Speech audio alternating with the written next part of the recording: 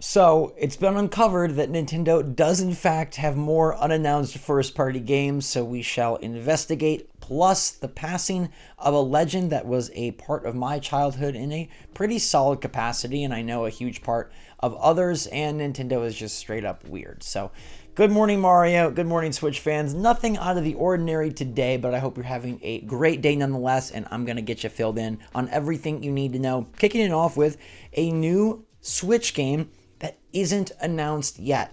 I know there's always this constant fear that when Nintendo doesn't have directs, when they don't make announcements, that they are like going dark, that they have nothing. And now that it's almost Mario Day and we haven't heard about Paper Mario or Luigi's Mansion, is Puro wrong? I still think it happens on Sunday or Monday or Tuesday, but it does start to build that feeling like, is Nintendo gonna do anything? Like, poke them, like, hello, are you in there? Are you in there? Well, it seems like they are in there and they're cooking, or at least they've already cooked. Because Dr.81, a very cool YouTuber who does a lot of digging, has uncovered a new LinkedIn post, which is his specialty, of a software QA tester who worked at Nintendo of America from March 2022 to October 2023.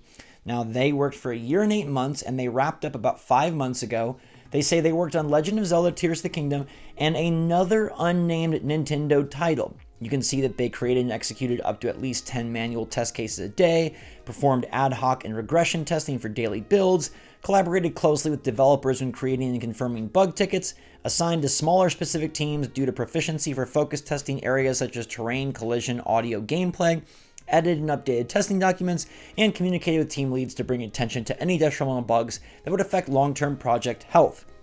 Now, their time at Nintendo ended October 2023, and we know that last year in May, Tears of the Kingdom came out. So October 2023 was well beyond Tears of the Kingdom, but it was probably spent working on this unnamed Nintendo title. What is this game and why is it not named? Well, it's not named because it can't be named. NDAs mean non-disclosure agreements, and you can't say what you worked on. So this game is probably done. This game is probably ready to go. This game is probably coming out later this year. Now, there is a chance that maybe they're working on a project that's way out. Like, could they be working on a Nintendo Switch 2 game? Something unannounced that they've been testing for? They could be. But look at when they started working. March 2022 to October 2023, right? So March 2022, they start working on Zelda Tears of the Kingdom, and they work on that for about a year and change. A year and 2 months until it's released. Now, let's say that they started working on this unnamed game as soon as they were done with Tears of the Kingdom in May. A year and change would put us at like July or August for a 2024 launch. Now, they worked on the game up till October. We don't know how much overlap there was. We don't know when the game project began, how long it'll take, how big of an undertaking, but basically, some unannounced Nintendo Switch game is going to be coming out that this person worked on. And if they're at the point of quality assurance and bug fixes and things of that, this isn't like, oh, early stages, maybe this game gets canceled. This is a game that's like, yeehaw, we are getting ready to get this pony out on the track. So could it be a Fire Emblem remake? Could it be another Zelda old title like Wind Waker or Twilight Princess coming back? Could it be Metroid Prime 4? It could be any of those. And I think we're going to see Nintendo announce more titles very soon. They have been quiet for a while, and it does start to get a bit worrisome, but Nintendo is about making money. They are the wealthiest company in Japan for a reason, and they will have games to announce. I'm very curious to see what this is. Now, I don't want to read too much into it, but they worked on Tears of the Kingdom and another Switch game. Do you think they're of similar size and caliber? They might not be, but if someone was trained and prepped to work on Tears of the Kingdom, is there now another big game, say Metroid Prime 4, that they could move to seamlessly, as opposed to, oh, they're working on, the latest one to Switch? I bet you we hear about this unnamed project at Nintendo's next video presentation, which is rumored to be April, so we could be hearing about this game in just a month's time. Speaking of a month's time, there is less than a month until Princess Peach Showtime releases, and we played the demo. I gave my big thoughts on that. There's a full video if you want to see how I sort of started off really down on the game, but then things changed, but I still have some warnings for you, but I think the game could evolve into something great because of the developer. We found out the developer is Goodfeel, who have made games like Yoshi's Woolly World, Kirby's Extra Epic Yarn, and titles of that sort. Nintendo, though, won't say who the developer is. When asked about if Goodfeel is developing Princess Peach Showtime, they said, you'll have to wait for the credits. I think that's just very bizarre. I think it's very weird that Nintendo is so secretive about their developers. I know this is just how Nintendo works. There's no conspiracy at play, and I do believe it's good feel because it was data mined in the code. It wasn't like just guessed. But why can't Nintendo just say, this is who it is. We're proud of them. This is who it is. We're excited. Nothing of that sort, which is a bit odd and bizarre, but Nintendo is a bit odd and bizarre, so away they go. They might be even more odd and bizarre and announce Paper Mario and Luigi's Mansion stuff over the weekend, or do it after Mario Day in honor of Mario Day. I don't know. Bizarre company, but they usually yield great results, so I'll let this one slide.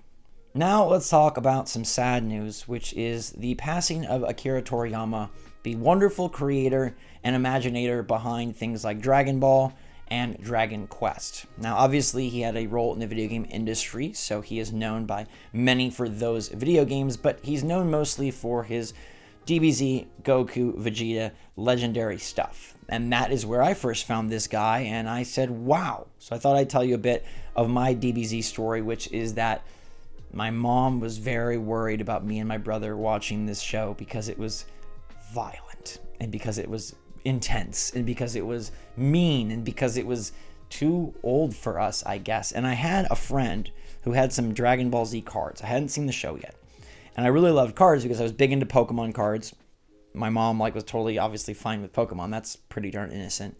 And I wanted these Dragon Ball Z cards, and I thought this could be sort of my gateway into watching the show, right? If I get the cards, look, the cards are totally fine, it's not crazy, and then we watch the show. And that's exactly what happened. Got these Dragon Ball Z cards, started watching the show, and then would come home from school and get ready for the episodes that aired at 4 or 4:30. We jumped in, me and my brother, at the Frieza saga. Okay, so there was the Ginyu Force and Frieza, and then we kind of watched all the way through Dragon Ball Z. And so our highlight, our big, most intense time was the Cell saga and the epic battles between Goku and Cell, and eventually Gohan with the legendary one arm. But the art style, the intensity, and just the awesomeness, I convinced my little brother to try and charge up in the backyard. He told me he thought he'd be able to fire an energy blast if he tried hard enough, and I was like, you know what? My little kid brain says prove it.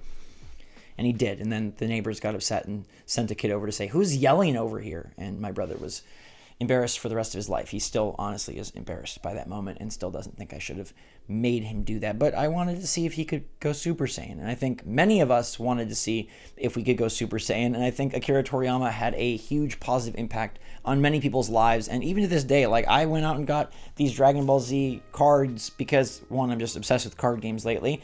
And two, I do have a nostalgia for it. I've seen movies, I've played the games, I had t-shirts when I was little. My brother had a big wall scroll. We had some action figures. So it did make a mark on my life. And while I'm not the biggest Dragon Quest fan, I do respect those games, and I know it's a very popular series, and obviously the art style carries over, and you can see how, hey, this is very reminiscent of these characters. But just wanted to pay a quick homage and quick tribute to a legendary man on this fine Friday. Rest in peace, Akira Toriyama. You made so many smiles and so many great moments via video games, TV shows, card games, toys, clothes, etc., and made so many people want to have spiky, shiny, yellow hair. So thank you so much for watching, everybody. Hope you enjoy your weekend. I'll see you on the next video. Until then, stay safe, stay healthy, stay happy, stay positive out there, and let me know what you think that mysterious, unnamed Nintendo game could be in the comments down below.